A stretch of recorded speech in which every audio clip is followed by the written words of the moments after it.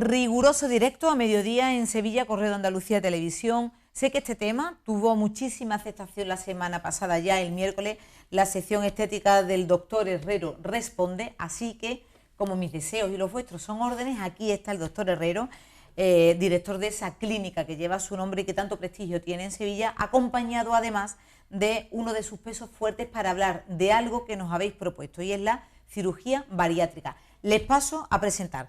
Doctor Manuel Herrero, muy buenas tardes, gracias por estar aquí de nuevo con nosotros. Buenas tardes y gracias a ti de nuevo, Eli. Sé que es complicado sacarlo de su clínica porque la agenda es muy complicada, pero le agradecemos que esté en directo porque les permite a las personas que tengan la posibilidad de llamar al 607-509-034, ese número que aparece en pantalla, y con un o WhatsApp escrito o con un audio WhatsApp, que es mucho más cómodo porque así lo pueden escuchar todo el mundo, entran a participar en esta mesa de expertos. Nos acompaña también Ignacio Cañizares, él es el responsable de la unidad de cirugía bariátrica de la clínica del doctor Herrero. Muy buenas tardes. Muy buenas tardes, Eli. Bienvenido de verdad también a esta que es su casa. Muchísimas gracias. Una de las primeras cosas que quiero lanzar en la mesa es cuando una persona decide hacerse una intervención quirúrgica tan importante como es la reducción de estómago, hay que tener al menos tres cosas presentes, y una es la operación en sí, otra es que luego tendría que tener seguramente una reconstrucción estética, y la tercera es la secuela psicológica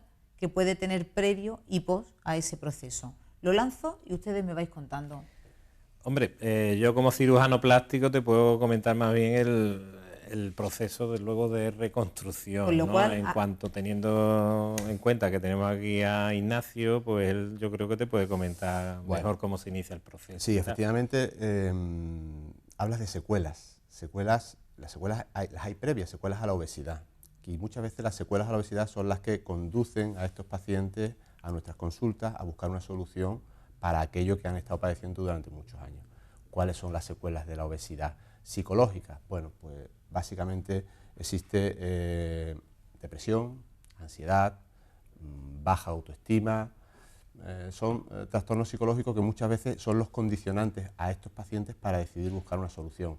Pacientes que han estado durante mucho tiempo sometidos a dietas y que no han conseguido el resultado que ellos esperaban, es quizá el desencadenante mayor para buscar una solución definitiva a su proceso de la obesidad. Doctor Cañizares, para todas las personas que nos están escuchando en este momento, que nos están viendo, ¿cuáles tendrían que ser esos, esos factores, ¿no?, y parámetros, gracias que no me salía el término, para decidir que una persona tiene que pasar por una cirugía y no por concienciarse en hacer una dieta estricta con ejercicio? Bueno, vamos a ver, lo primero es decir que lo lógico es que alguien se mantenga en su peso en base a una dieta y a un ejercicio. Pero para aquellos pacientes que ni la dieta ni el ejercicio les ha sido satisfactorio, pues existe un parámetro muy fácil que cualquier paciente lo puede hacer en su casa para calcular efectivamente si tiene criterios para someterse a este tipo de intervención que le permita volver a su situación de peso normal. ¿Cuál es el parámetro? Este se llama el índice de masa corporal y es un parámetro que se obtiene de dividir el peso que tiene el paciente entre su talla, su altura, dos veces. Es decir, si un paciente pesa 80 kilos, 100 kilos, pues se tiene que dividir entre su altura, 1,60, y le saldrá un cociente. Ese cociente lo vuelve otra vez a dividir por su altura y le va a dar un porcentaje. Si ese porcentaje es mayor de 30, tiene criterio para operarse. Mayor de 30. Mayor de 30. Lo normal es moverse. Si no, los normales nos vamos a la farmacia, echas la monedita y te lo dicen también. También te lo dicen, es mucho más aparte. Efectivamente, mucho más también, cómodo. Correcto. Sin embargo, y lo voy lanzando porque son preguntas que nos están llegando siempre a todo el mundo, ¿hay una moda por entrar al quirófano y sin embargo tenemos que tener también ese criterio psicológico de decir, tú te puedes operar el estómago, pero si luego sigue teniendo los mismos hábitos, vuelves otra vez a tener las mismas consecuencias? ¿O no? Yo lo lanzo. Hombre, moda no creo yo que haya. Esa misma pregunta me la hiciste la semana pasada. Yo creo que aquí hay criterios de salud verdaderos. Sí que es verdad que una vez que... Hace 15 años no se escuchaba las operaciones de reducción de estómago como ahora. Sí, pero... No, bueno, pero también hace 15 años lo mismo no había tantos obesos. No había tantos obesos porque los hábitos alimenticios eran diferentes, pero tampoco se prestaba tanta atención a lo que es la salud en general. Y la obesidad es un problema de salud, más que de estética. Sí. Y como tal hay que enfocarlo. Yo creo que cuando la obesidad supone un problema de salud, que yo creo que lo supone casi desde el inicio, pues yo creo que hay que planteárselo tratar. Yo mismo estoy obeso y desde siempre o bien estoy a dieta o haciendo ejercicio o algunas veces me planteo ir un poquito más allá y entonces yo creo que desde el punto y hora que la obesidad es un problema de salud hay que planteárselo tratarlo. Es como si, no sé, yo supongo que hace 50 años la hipertensión, el colesterol o algo a la gente no le preocupaba. Pero eso no significa que no haya que vigilarlo, que no haya que tratarlo y que no haya que ponerle remedio. Estoy de acuerdo totalmente, Manolo, pero posiblemente lo que nos comenta Eli de por qué ahora hay tanto boom, digamos, es porque las técnicas quirúrgicas han avanzado ya tanto y han conseguido procedimientos muy efectivos con muy bajo riesgo, que eso es lo que quizás nos diferencia, digamos, la tasa de intervenciones que se hace de obesidad en estos años de lo que se hacía hace 10 años o 12 años. Hace 12 años operarse de obesidad tenía unos riesgos y recordamos muchas campañas que ha habido en televisión de información sobre pacientes que después de esta cirugía habían ido mal. ¿Qué ha ocurrido? Que la técnica quirúrgica ha avanzado tanto, ha progresado tanto que ha conseguido que las complicaciones sean mínimas, que no haya mucho más riesgo de operarse de una obesidad que de una vesícula o de un procedimiento parecido a este. Tenemos ya personas que están llamando a nuestro teléfono, el 607-509-034. Sí, buenas tardes, díganos. ¿Tenemos ese sonido? Hola Eli, me llamo Toñi, que llamo para hacerle una pregunta al doctor Herrero. Mira, hace un tiempo me he operado del estómago y quisiera saber que me quiero operar de más cosas, de los brazos porque lo tengo un poco caído, de las piernas, que por dónde puedo empezar y vaya, llamo para preguntar, para que me informe. Gracias. A ti, muy buenas tardes. Bueno, lo primero que hay que ver es si la pérdida de peso ya está estable durante un periodo más o menos largo de tiempo, porque no debemos plantearnos intervenir a estos pacientes de las secuelas estéticas hasta que no hemos confirmado que está en un peso estable, porque si lo operamos y luego sigue perdiendo peso o lo aumenta, pues entonces pues el resultado pues es muy incierto. Eso es para empezar. Luego, ¿por dónde empezar? Hombre, evidentemente hay casos en donde se pierde muchísimo peso, en donde podemos corregir secuelas de brazos, de abdomen, de mamas, de muslos. No podemos operar de todas las cosas a la vez. Yo le recomendaría que empezara por lo que más le preocupe, lo que más le fastidie. Lo que le llaman la lengua que se puede quedar cuando te quitas mucho peso de la barriga y se te queda literalmente ese... Abdomen péndulo se llama eso. Depende muchísimo, aquí a mediodía, gracias a todos ustedes. Eso quizás es de lo más incómodo de esas personas que te dicen, es que tengo literalmente como una lengua que no me permite andar. Sí, incluso hay casos, yo lo he vivido, de personas que, como tú dices, tienen dificultad incluso al andar, porque cada vez que van caminando tienen que arrastrar el faldón hacia adelante. Y no digamos ya para vestirse y no digamos ya también para estar desnudo, ¿no? Es uno de los problemas más frecuentes después de una pérdida masiva de peso. Doctor Cañizares, ¿cuál ha sido el caso que ha tenido usted en sus manos y ha dicho cómo se ha podido llegar hasta aquí? ¿Qué se ha hecho mal? ¿De personas jóvenes, de incluso...? Bueno, yo no sé, ahora mismo te diría un paciente que hemos operado con peso de 220 kilos. 220 kilos. ¿Con Sí. qué edad más o menos? No era muy mayor, era un paciente joven. De memoria no te podría decir, pero entre 30 y 40 años. Es que eso no puedes vivir, no tienes trabajo, no eres capaz, ¿no? Son pacientes que están verdaderamente marcados en su vida por su patología, por su enfermedad, por la obesidad y tienen que modificar todos los hábitos de vida e incluso los hábitos familiares, es decir, tienen higiene complicada, limitaciones para vestirse, limitaciones para viajar, para acceder a su puesto de trabajo, para comprar coches, vehículos que tienen que buscar más espaciosos, más... En fin, realmente son gente que tienen marcada su vida por esa enfermedad y que esa es una de las razones por las que deciden cambiar de aspecto físico, ¿no? para poder hacer una vida más acorde a la que toda la sociedad tiene. Nos siguen pidiendo paso en ese 607-509-034. Sí, buenas tardes, dígame. Hola, buenos días, Eli. Soy Laura de Sevilla. Hace un tiempo me hice una reducción de estómago y perdí 60 kilos. Entonces estaría interesada en saber cuándo podría hacerme una cirugía plástica postquirúrgica, sobre todo lo que es el abdomen, que es lo que más me importa, ya que tengo la barriga bastante flácida y me gustaría saber cuándo podría empezar con la cirugía. Gracias. Bueno, eso creo yo que, nos ha leído, que lo he respondido antes. Pues cuando haya un periodo, yo siempre considero como mínimo unos 6 meses de peso estable, una vez que sea sometido a la intervención de cirugía bariátrica.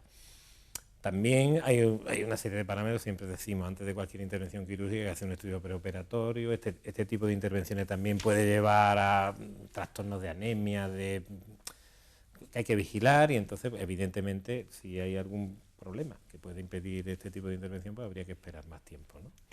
Doctor Cañizares, hay algunos datos que a mí me llaman mucho la atención, y uno de ellos es que dentro de apenas 15 años, 1 de cada 3 seremos obesos. 1 de cada 3 son muchos, estamos hablando de más de un 33%. Y doctor, yo no lo veo obeso, ¿eh? No, aquí somos 3 y hay uno que es obeso. Ya lo vamos cumpliendo. Vamos a dejar las tallas grandes por aquí. Pero mi pregunta es, psicológicamente, ¿qué nos hace conducir a esas medidas tan extremas? Porque puedes decir 10, 15 kilos por encima o por debajo, puedes estar más o menos gordito dentro de la talla, pero estás dentro de lo saludable. Pero cuando una persona pesa 100 kilos más de lo que debe pesar, psicológicamente, ¿qué nos ha conducido a eso? ¿Cómo llegamos a eso, ¿no? Y otra importante, ¿qué se está haciendo desde los organismos públicos para que una pandemia como puede ser esa no se esté frenando ya? Porque además tenemos los datos también de que casi el 98% de todas las dietas que se ponen en práctica no nos conducen a los resultados óptimos. Lo cual la cabeza entiendo que tiene que tener algo ahí y la educación por medio. Le llaman, no sé si lo sabías, le llaman a la obesidad la epidemia del siglo XXI. Es decir, que probablemente lo que hasta ahora nosotros habíamos entendido como epidemias, que eran enfermedades infectocontagiosas, ahora van a dejar de serlo o pueden dejar de serlo y empezar a ser otro tipo de procesos, como pueden ser procesos del tipo metabólico, como es el de la obesidad. Y es algo más que una epidemia. Una epidemia es cuando está localizada en una zona. Es una pandemia, como bien has dicho, porque es que ocurre en la mayoría de los países civilizados, efectivamente, en los ricos, en los países ricos. Esa paradoja de tener, en algunos se mueren de hambre y en otros nos morimos de exceso de comida. Sí. Otra persona que quiere compartir con nosotros en esta mesa de expertos, sí, dígame. Buenos días, Eli. Quería saber cuánto tiempo tiene que pasar después de una intervención de reducción de estómago para poder incorporarme al trabajo. Gracias. Eso lo puede responder mejor Ignacio. Mira, tenemos entre los pacientes que hemos operado hay un amplio abanico de periodos de incorporación laboral. Hay pacientes que se operan, que se incorporan a trabajar a la semana. Habitualmente son los autónomos, o somos los autónomos los que nos tenemos que incorporar antes a trabajar, y hay otros que los retrasan hasta el mes. Pero en esa franja se mueve entre 10 días y un mes. Si se hace por la paroscopia, estoy hablando de que son procedimientos hechos por la paroscopia, claro, no por la cirugía antigua, que era la cirugía abierta. Pregunta interesante que me surge a mí. No se considera una operación de cirugía estética, con lo cual dentro del trabajo te tienen que dar los permisos para poderte hacer esa operación. Correcto, no es una cirugía estética. Aunque es cierto que sobre todo algunas pacientes que se encuentran en un límite de porcentaje de índice de masa corporal, en el límite entre la indicación por salud y la indicación estética, que sí es cierto que vienen con motivos puramente estéticos. Es decir, aquella paciente que tiene sus 15 o 20 kilitos de más y que está aburrida de hacer dietas y no quiere seguir pasando por ese calvario de las dietas, pues nos solicita una intervención de este tipo para perder esos 10-15 kilos sin tener que hacer el esfuerzo de las dietas. Ahí evidentemente el motivo no es un motivo de salud, es un motivo, digamos, estético. ¿Merece la pena? Hombre, lo estoy diciendo, yo intento estar, yo os estoy lanzando las mismas preguntas que me hago yo. Es verdad, quien diga que cuando te pones a dieta no es un esfuerzo, es mentira, es un esfuerzo, pero ¿merece la pena una intervención quirúrgica para 10-15 kilos? Sé que es una pregunta a lo mejor... Me a lo mejor no.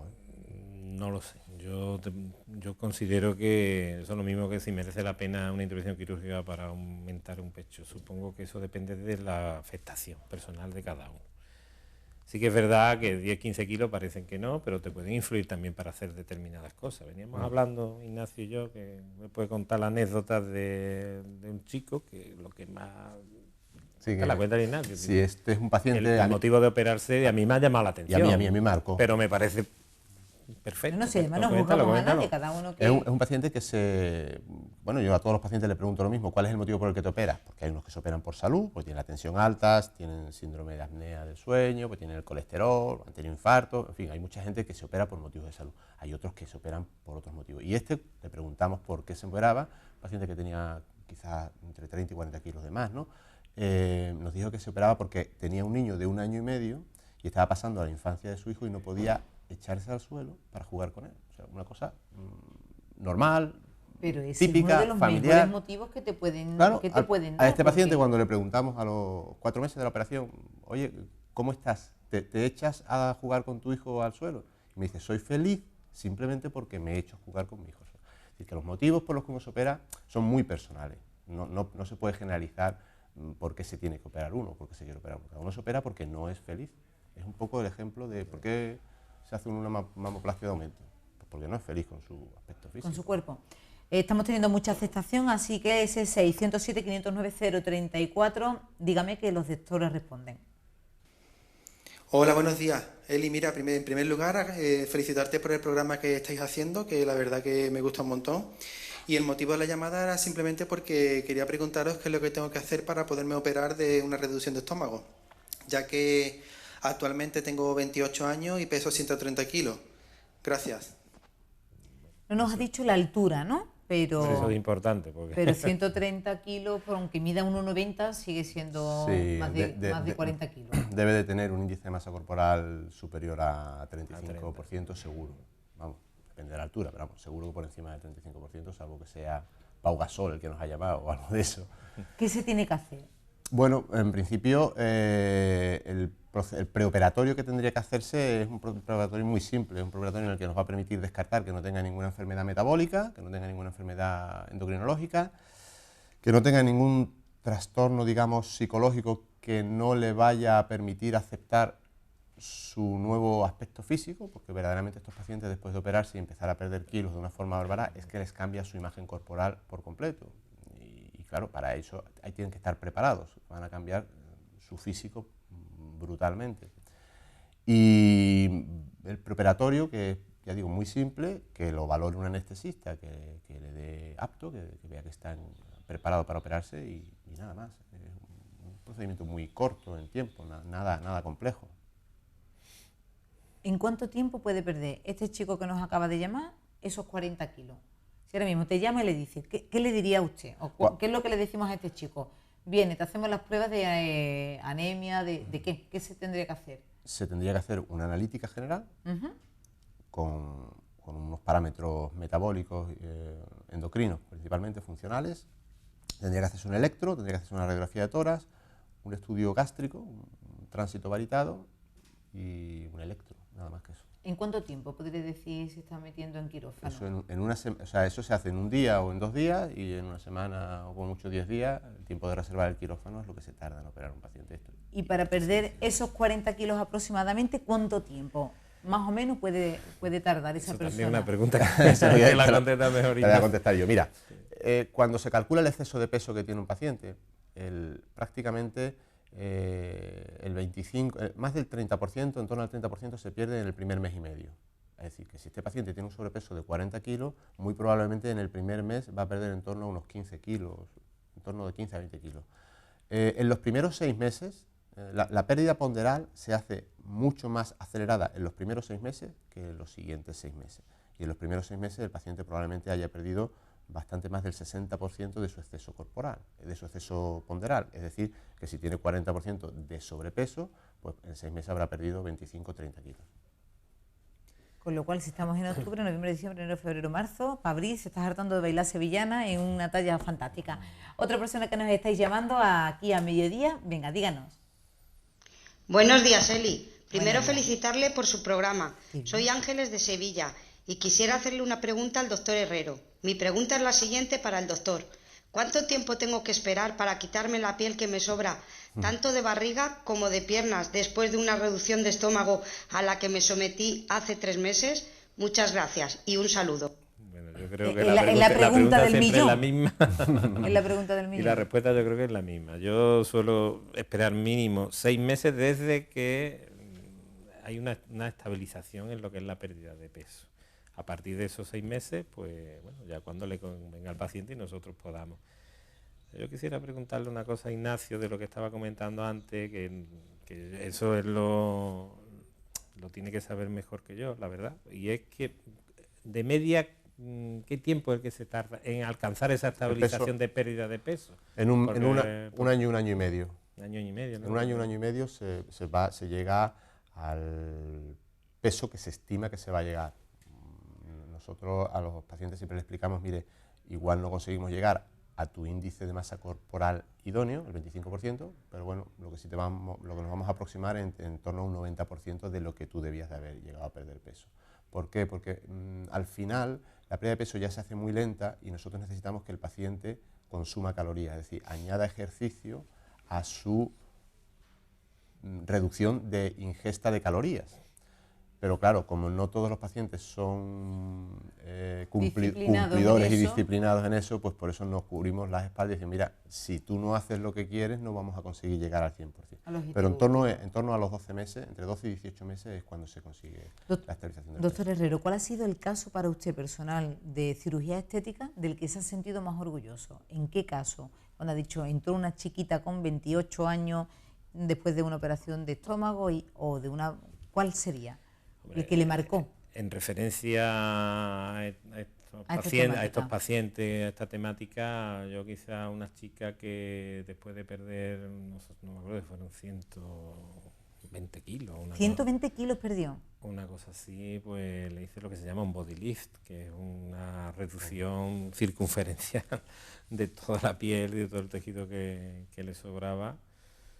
Y la verdad, más que por el caso en sí, es por el cambio, por el agradecimiento que he tenido yo de esta paciente, y eso es lo que me anima luego también a seguir, porque la verdad que es que le cambian la vida. Y son personas que están destrozadas, porque tú te sometes, tienes un problema de salud serio, porque te estoy hablando de personas que han llegado a pesar más de 200 kilos, luego te operas y te ves y tampoco te gusta, porque te cuelga piel por todos lados y no puede estar vestida, no puede tener relaciones, ¿no? Y entonces pues ahí entramos nosotros y la verdad que cuando empezamos a acabar en la reconstrucción de este tipo de pacientes, pues está muy agradecido, y eso es lo que a mí me llena de mi profesión. ¿No? Eso tiene que ser muy bonito. Desde aquí un mensaje de concienciación para que le esté viendo, doctor, porque para llegar a 200 o 150 se ha tenido que pasar. Digo que esto es como los malos tratos, ¿no? Hombre, no se debe de... Cuando uno vea ya que le importa poco su aspecto físico, ese es el determinante para que ya no tengas medida en decir hasta dónde voy a llegar.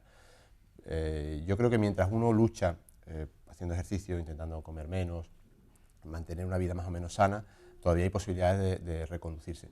Cuando ya uno empieza a importarle eso poco, yo creo que ya es el momento de decir, oye, pues hay algo que no estoy haciendo bien y hay que buscar una vía, una ayuda profesional o una vía alternativa que me permita volver a un estado saludable. Doctor Herrero, una pregunta comprometida, pero ¿la Seguridad Social lo está haciendo bien en este sentido? Hombre, yo no tengo mucha información. La información que me llega son porque intervenimos pacientes que luego llegan con las secuelas, ¿no?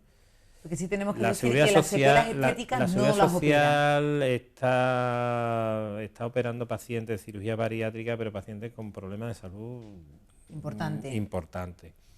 Son pacientes muy, muy obesos y en donde existe ya compromiso, pues incluso para la vida del paciente.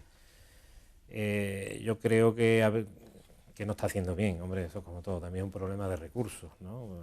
Que me gustaría a mí que todo el mundo pudiera acceder a cualquier tipo de tratamiento sin ningún límite, pero supongo que hay que poner ciertos límites porque no hay presupuesto para todo. Y entonces, bueno, la opción que la opción que barajan ellos son pacientes que están temiéndose por su vida, en un extremo importante, ¿no?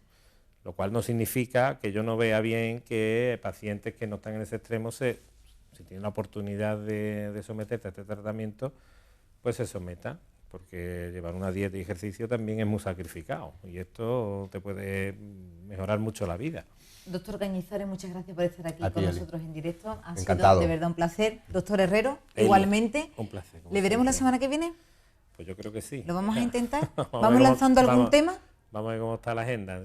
Bueno, sí, yo creo ¿Lo que pensamos? podemos hablar de lipoescultura, liposucciones y esas cosas. Ese No tema sé me si, encanta. no sé si eso Lipoescultura. les gusta a ustedes. Lipoescultura y liposucciones. Señores, más de uno, tenemos que pasar por ahí. Antes de despediros, tenemos, bueno, pues a toda la audiencia de A Mediodía siempre les decimos que queremos que sea vuestro espacio. Y tenemos una persona que nos está viendo, un telespectador, que nos ha mandado este sonido de audio y esta fotografía porque quiere dedicarle en directo una felicitación a una persona a la que quiere mucho. Hola, buenos días. Hoy queremos felicitar a nuestra compañera y amiga María del Mar. Esperamos que todos tus sueños se cumplan y que seas muy feliz. Un beso de parte de todos tus compañeros de COUPA. ¡Felicidades! Pues nada, esas felicidades y cuando podamos tendremos esa foto. De momento les dejamos con Nicolás Sala, que nos va a hacer un recorrido por la historia del barrio de La Alfalfa. Como saben, ayer estuvimos hablando de ese debate ciudadano generado en torno a la conciliación del descanso con el derecho a disfrutar también del ocio. Vamos a ver esa foto y con esa foto nosotros nos despedimos hasta después de la publicidad. Pues nada, felicidades a todo ese equipo humano. Este programa es vuestro.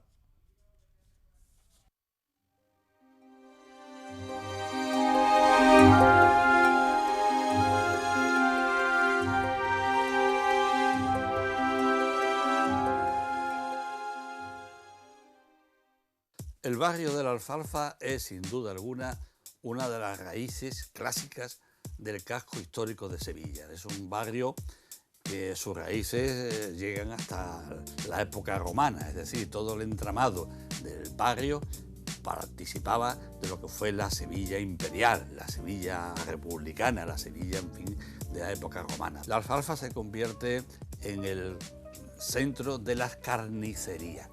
Para empezar, era muy estrechita, no era plaza, era una calle ancha, pero una calle. Y todas las carnicerías más importantes de la ciudad estaban concentradas en La Alfalfa. Y se llamaba por eso el barrio de las carnicerías.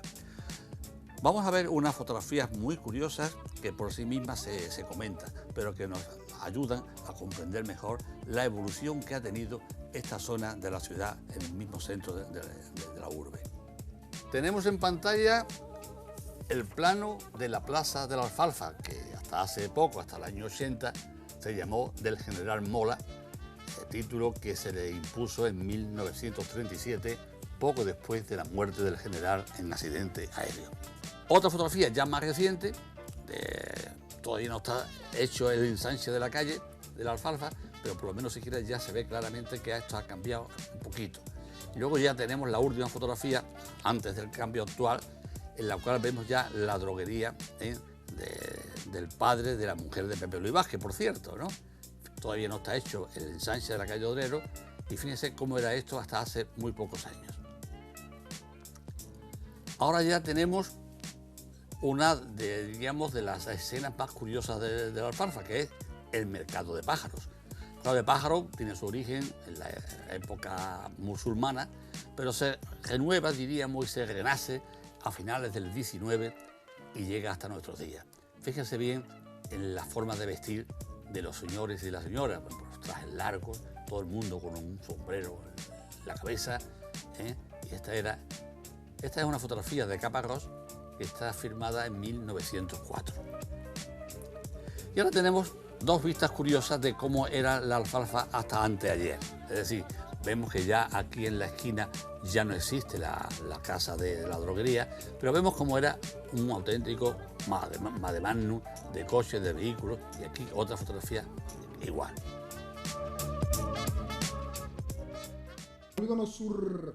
Están escuchando ya la voz de mi compañero Claudio Guarino. Muy buenas tardes. ¿Qué tal? Buenas tardes. Es que me estaba informando de que la última hora ahora mismo en nuestra página web del Correo de Andalucía es como saben, hace escasamente 2 días hubo otra vez incidentes en el Polígono Sur con los autobuses de Tusán. Así que, Claudio, ¿cuál es la última hora? Bueno, la última hora es una reacción más o menos rápida de parte del Ayuntamiento para acompañar a las líneas 31 y 32 que pasan por el Polígono Sur, acompañarán en custodia su traslado, para prevenir los incidentes y, lo más importante, tratar de identificar a los autores de los piedrazos los últimos días. Dijo el alcalde de que para nada se iba a poner en cuestión el retirar ese servicio porque hay miles de personas que lo necesitan y unos pocos no podían dominar al resto de la ciudadanía. Recordamos también que hace 7 años hubo unos incidentes un poco más graves porque hubo heridos en ese momento y al final eran menores de edad que, digamos, se divertían tirando piedras. Así que ahora la reacción es tratar de localizar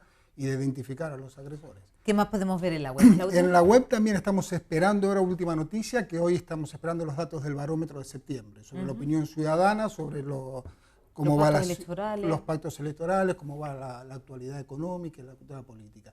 Eso es lo que estamos esperando. Y viral se nos está haciendo en estos momentos un excelente reportaje de José Gómez Palas sobre la nueva norma de los costaleros que tendrán que abandonar a los 50 años. Hemos consultado con médicos y hemos tratado de identificar si es buena o no la norma. En principio, la mayoría de los médicos están más o menos de acuerdo, con algún que otro matiz. Pero bueno, claro, creo que estamos hablando de que la edad biológica no tiene nada que ver con la edad física de una persona. Con 50 años puedes estar estupendo y con 25 no te puedes echar encima una mochila, depende. Pero por eso es viral. Dentro de 10 o 15 años, cuando ya la hablaremos.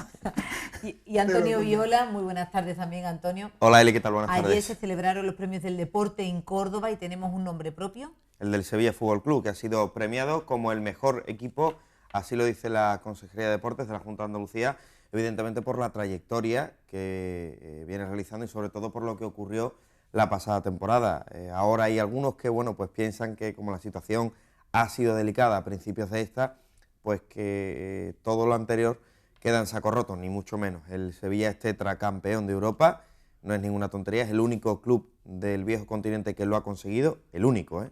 Entonces esto tiene un mérito que evidentemente la Junta de Andalucía ha querido reconocer con ese Premio Andalucía del Deporte que se celebró anoche, la gala, como bien decías, en Córdoba, que ya ha recogido el Sevilla y de la que, bueno, pues se están pronunciando porque evidentemente es un orgullo para la entidad. Pues de todo eso vamos a hablar también a la 1:30 en cuanto que termine a mediodía. Hay un apunte importante, el nombre propio del día en torno al Real Betis Balompié sigue siendo el de Dani Ceballos. Ahora mismo en la web acabamos de colgar nueva información sobre ello. Ayer se produjo una reunión importante de la que ya había avisado su entrenador Pepe Mel en la cadena SER hace un par de días.